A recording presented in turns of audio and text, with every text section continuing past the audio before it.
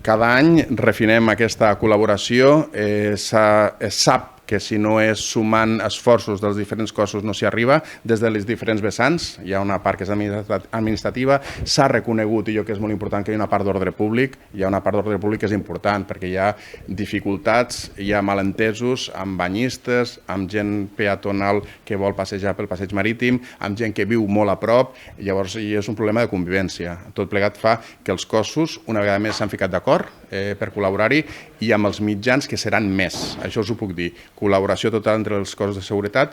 tots, Mossos d'Esquadra, però també és d'afegir-hi Guàrdia Civil, Policia Nacional, Policia Local, col·laboració entre els municipis, però sobretot també amb més mitjans humans, que és el més important.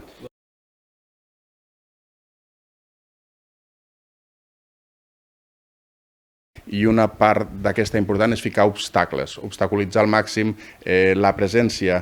d'aquests manters que ocupen la via pública, al mateix temps respectar un carril bici, respectar un carril peatonal, i això fa que no exactament el que es va fer l'any passat, que va ser tancar-ho durant uns dies concrets, sinó ficar obstacles. Ficar obstacles sí que és una mesura que ja la vam implementar fa 2 anys, 3 anys, l'any passat es va aprovar d'una manera determinada i enguany seguirem també obstaculitzant la seva presència.